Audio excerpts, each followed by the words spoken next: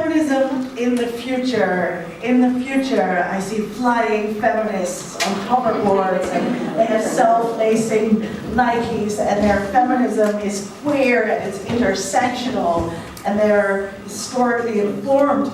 They're all inclusive. That is the feminism that I see. I'll leave the technology for another talk, but I want to focus on these 4 concepts that I just mentioned. Very often, journalists ask me, is there a 3rd wave or is there a 4th wave happening right now? I don't really think that we're finished with the 2nd wave. Many of the issues of the 2nd wave are still very urgent at the moment. But then again, the 2nd wave also built on elements of the 1st wave, and I see some same conditions that are happening now that were happening at the beginning of the 2nd wave, which is that there is a generation of women who was promised a better future, and they're growing disgruntled with that. So I said I wanted to talk about queerness.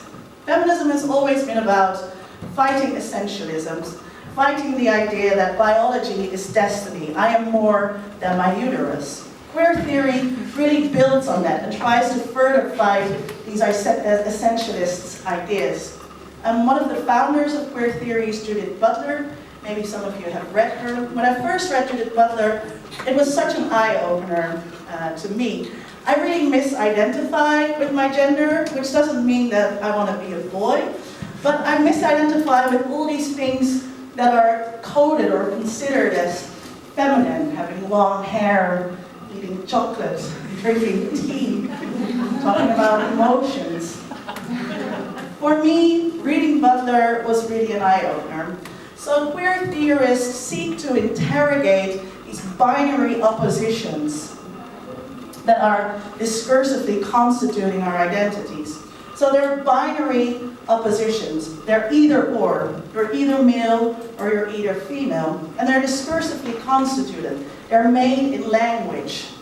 This whole thinking about men and women as oppositional, as men as rational, and women as the opposite, as emotional, men as strong, women as weak, thinking about oppositions, is a historical construct. It didn't happen until the 1800s that we started thinking about the sexes in this way. 1800s. So queer theory, for me, is really, really appealing. In the future, I see a queer feminism. Right now, queer terms are very, very popular. Miley Cyrus is using terms from queer theory. 3 key points about queer theory that I want to mention. First, it seeks to problematize identity categories. This idea of being either or. It wants to fight these things. It wants to queer the norm, think about different ways. The second thing is that it wants to problematize heteronormativity. It's not the case that homosexuality is the opposite of heterosexuality, that heterosexuality is the norm upon which all other identities are set off.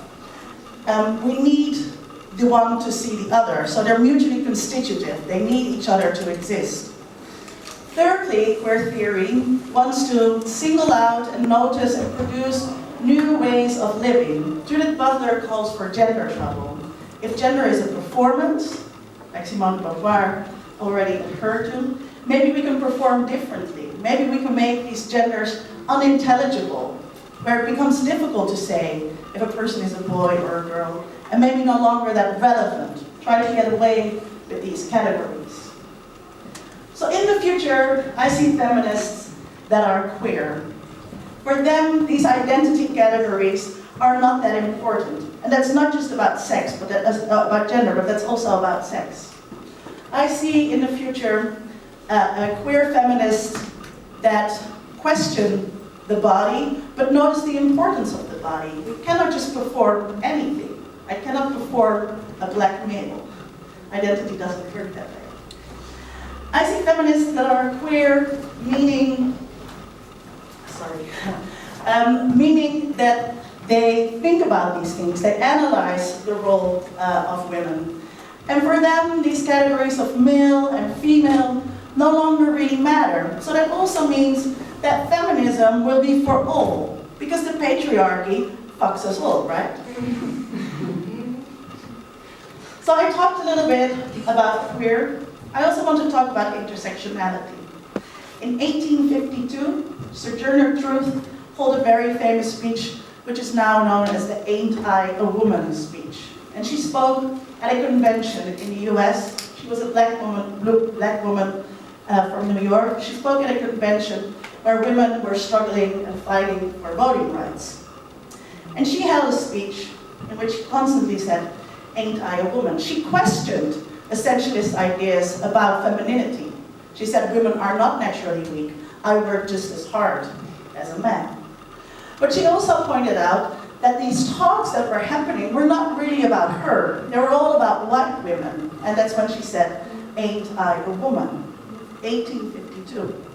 It wasn't until 1989 that this term intersectionality was coined by Kimberly Crenshaw. And she, like feminists, said identity politics are important. They were important for collective action. They were important for empowerment. Organizing us as women was important for these things. But identity politics tend to overlook differences between women. So she talks, for instance, about domestic violence, which is different for black women. It matters if you're middle class or lower class or upper class. So she calls for an intersectional approach where we look at how these different systems of oppressions work together. So intersectionality is best explained with the idea of Bob. Does anybody know Bob? Bob the triangle? So Bob is a triangle, and he's also striped. Now in Bob's world, triangles are oppressed, and those that are striped are also oppressed. And there are clubs for the triangles, and there are clubs for the striped. And these clubs compete with each other. They barely talk to each other. So which club should Bob join? Is he more striped, or is he more a triangle? So this points out exactly what intersectionality is about. Intersectionality is about crossing. Bob's stripedness crosses, it intersects with his triangleness. So intersectionality seeks to overcome these things. It seeks to look and interrogate how these different biological, social, cultural categories interact with each other and produce different social inequalities. So where was I? Intersectionality. Intersectionality, like queer, is a little bit of a buzzword. We heard it all the time. We've heard it tonight a couple of times as well. That has to do with feminist thought.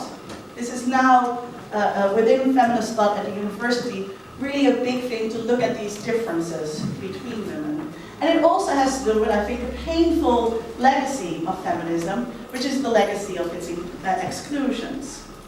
So, in the future, I see feminists that are intersectional.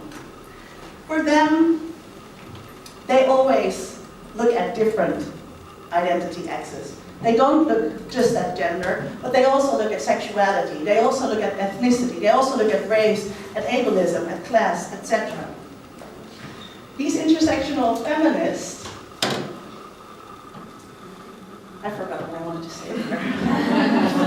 Narratives in the context. Yeah, thank you. Really nice to have some context. So these intersectional feminists look at narratives in a context. They don't just single out gender. And also, they don't look at this as a kind of contest. It's not about who's been oppressed the most. There's not a hierarchy of oppressions that we can build with this idea of intersectionality. So, they're inclusive, these new feminists, they're awesome, but they're also historically informed. Very often, we hear caricatures about the second wave. I just heard some. Where it is said that the feminists of the second wave were spiteful, that they were only men, and that they were kind of humorless whiners. Well, that is so not true. When you look at Dolomina, which is one of the most famous feminist organizations of the second wave in the Netherlands, it was all about playfulness, about jokingly making public protest. And very importantly, it was co-founded by men. So these things that you were saying are simply not true. They're caricatures. My feminists of the future took gender and sexuality courses. They know what they're talking about. So, last weekend I went to see Madonna in concert. It was very awesome. And Madonna was my childhood hero. She made me a feminist before I ever realized what that meant. It's thanks to her, I guess, that I'm standing on stage right now.